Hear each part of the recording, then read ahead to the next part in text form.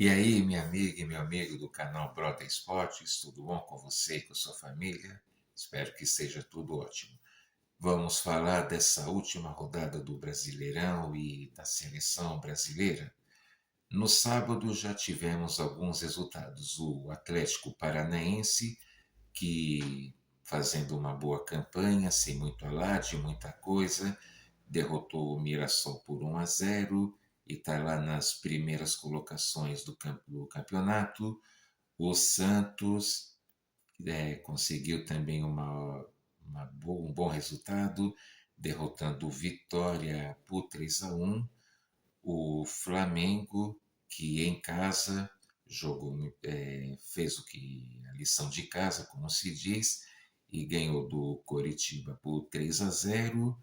E o Corinthians, que teve um ótimo resultado, jogando fora de casa, conseguiu a virada, derrotando o Grêmio de virada por 3-1.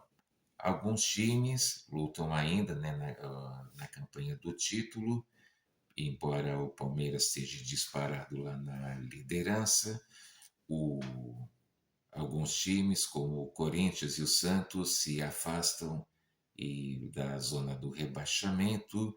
O Grêmio já fica lá numa posição complicada, junto com seu grande rival, já vamos falar disso, mas é assim, né? O campeonato de pontos corridos ele é longo, porém nenhum ponto pode ser perdido, que sempre falo, pontos que se perde agora sempre vão acabar fazendo falta no final.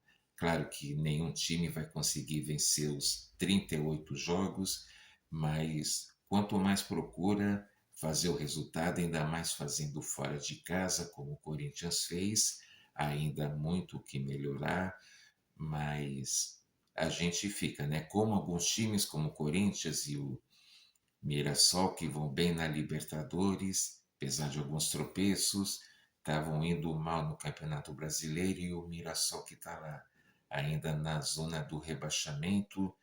O campeonato vai ter a pausa agora para a Copa do Mundo.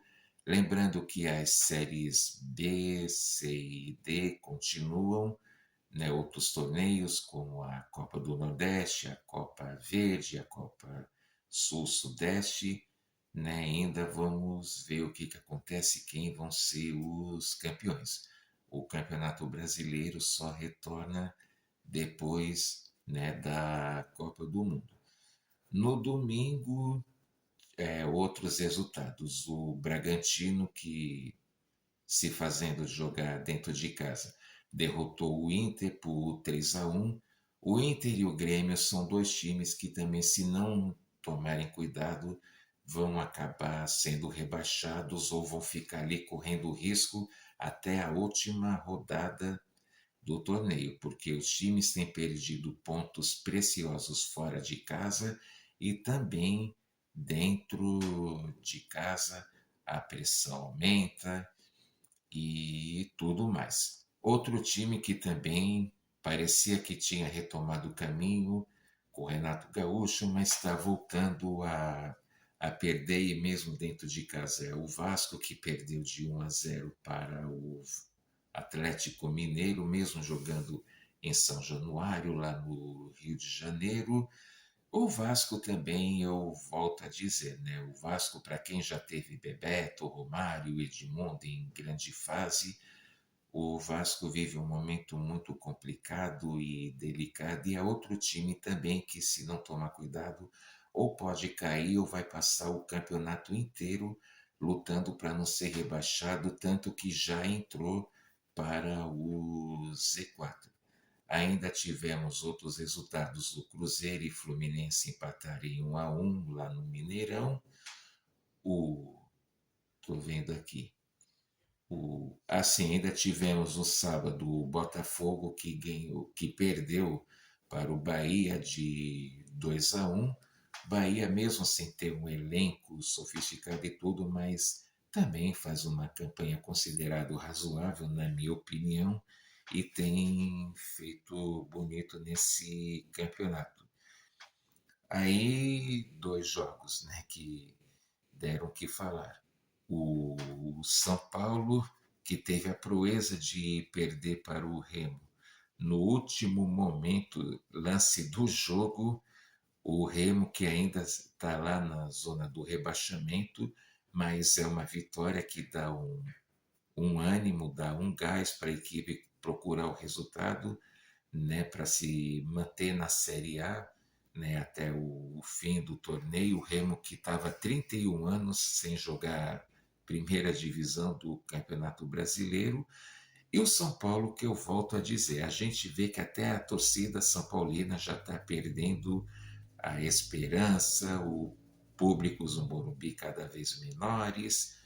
São Paulo tem colecionado vexames e perder para o Remo, mesmo que fora de casa, lá em Belém do Pará, é um vexame, né? Para um time que, se o Remo for acabar sendo rebaixado, vai ser triste e chato para eles e tal, mas não vai ser tão catastrófico agora. E se o São Paulo for rebaixado e tal, porque o São Paulo, ele, para quem chegou até a ser líder do campeonato, mas ele está caindo, caindo, caindo, caindo, e os adversários que ele estava vendo bem longe lá atrás já encostaram, como o Corinthians, até mesmo o Santos, eu tenho falado. O São Paulo, desse jeito, vive um momento conturbado também, a diretoria, essa constante troca de técnicos. Ele, por enquanto, ainda está lá, na primeira parte da tabela, mas nesse ritmo não vai demorar para ele ir para a segunda parte da tabela da classificação e acabar no rebaixamento. Do jeito que as coisas estão indo, vai ser difícil. E volto a dizer, né, na sua opinião, quem vai ganhar o título, quem vai ser rebaixado e quem vai se manter na primeira divisão.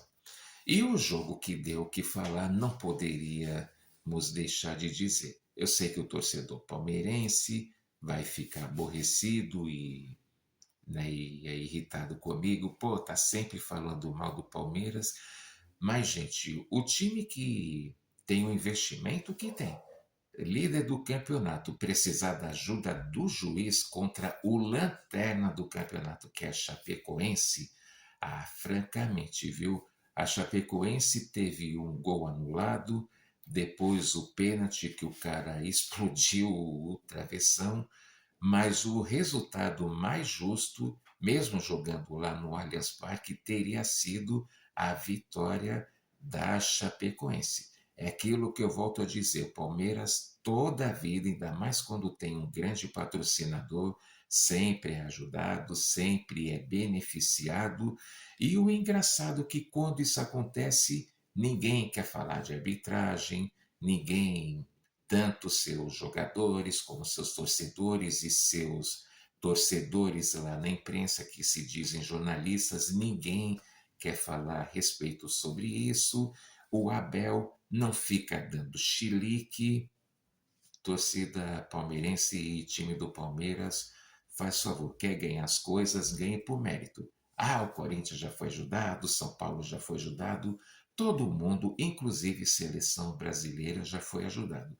Mas ganhar as coisas dessa forma tira todo o brilho e o mérito da conquista. E volto a dizer, não à toa o Palmeiras e o Flamengo foram disputar o Mundial, até por terem tido as conquistas na Libertadores e acabaram fazendo feio, tendo vez que nem mesmo a decisão conseguiu chegar, porque lá não teve a imprensa protetora, não teve juiz que fica ajudando, não teve juiz que fica se borrando para técnico e, claro, acabaram ficando perdidos e, querendo ou não, ficaram sentindo falta. Aí, quando acham que são prejudicados, aí fica dando todo um alvoroço, não sei o quê. A questão é que, pelo que eu fiquei sabendo, esse juiz e também o VAR, quem comandou o VAR nesse jogo de Palmeiras e Chapecoense, acabaram sendo afastados pelo Tribunal de Justiça Desportiva. Eu só não entendi, pelo que eu fiquei sabendo, que suspenderam o goleiro do Santos por 5 jogos. Realmente eu não entendi o que, que aconteceu tal. Torcedor santista, por favor, deixa aí no comentário o que, que aconteceu que o goleiro de vocês foi punido. Eu vejo o cara aí fazendo coisa muito pior, nem sequer cartão amarelo toma. Por falar em Santos, o vacilo mesmo foi por conta do seu Gabriel Barbosa, mais conhecido como Gabigol, que foi inventar de fazer gesto obsceno e o juiz foi avisado e acabou expulsando. Sei que algumas vezes o Santos também é prejudicado e tal, mas aí também baixar o nível já não dá certo. Menos mal que acabou ganhando do Vitória, que pode ser o campeão da Copa do Nordeste desse ano, mas e se tivesse perdido o jogo? Aí é desfalque para a partida seguinte e tal. E a gente já viu jogador de Palmeiras e também de São Paulo fazer gesto obsceno e não aconteceu nada e a imprensa não fez alarde. E mais uma vez, imprensa, por que, que agora que o Cuca está no Santos vocês não ficam tocando naquele assunto que ele teria abusado da garota quando lá na Alemanha, quando ele era jovem, com outros jogadores do Grêmio, que na época ele fazia parte. Só é para falar errado quando o cara tá no Corinthians, se tá no Santos, tá em outro time, então o cara vira um santo. Complicado isso, né? Essa imprensa esportiva realmente é uma coisa que dá nojo. Ah, mas e os youtubers que comentam? É claro, quem tem seu canal de YouTube, eu os admiro pelo fato de que eles falam a verdade, eles não ficam com demagogia de dizer que vai torcer para time rival e coisa do tipo. Então, eles pelo menos são sinceros. Tem coisas que falam que eu não concordo, é claro, algumas coisas eu concordo, mas eles pelo menos eles são o que são, eles não ficam fazendo show de demagogia para poder conseguir audiência. E a seleção brasileira tal, já teve toda aquela atrapalhada lá da Alcione com o Belo lá e o hino nacional. Gente, a que ponto chegou, hein? Que palhaçada. É uma coisa que é triste a gente dizer, mas isso lá com os irmãos, lá na Argentina, isso não acontece. Esse Alisson, falando do jogo agora, realmente não é goleiro para a seleção brasileira. E tem caras lá que realmente a gente vê que só estão lá por conta da, da CBF e por causa do patrocinador. O time reserva que representou o Brasil no segundo tempo é bem melhor do que esse time titular que o Ancelotti e os patrocinadores insistem em querer colocar. Então, abre o olho, Ancelotti. É claro que a goleada foi boa, foi bonita, foi legal, mas isso não quer dizer que o Brasil já está pronto para enfrentar uma Argentina, uma França, ou uma Alemanha. O Brasil, a bem da verdade, ganhou de um cachorro morto. E é algo que também não é para se, como estou falando, né? Algo que é para se achar que já está pronto para ser campeão da Copa do Mundo. Vamos ver no que dá, tá bom? Mas é claro, a gente torcer, a gente torce. Eu não estou acreditando que o Brasil ganhe essa Copa. Eu já vi o Brasil com seleção muito mais forte perder. Mas a gente torcer, a gente torce. Vamos ver no que dá. E mais uma vez eu pergunto: essa goleada sobre o Panamá convenceu? O time está pronto? O que mudanças você acha que devem ser feitas? Quem deve ser titular ou quem nem deveria estar lá? E, na sua opinião, quem é o favorito para ganhar a Copa do Mundo? Tá ok? Então, não esquece de deixar o seu like, de fazer seu comentário e compartilhe esse vídeo com quem você conhece. Beleza? Obrigado, até a próxima. Valeu!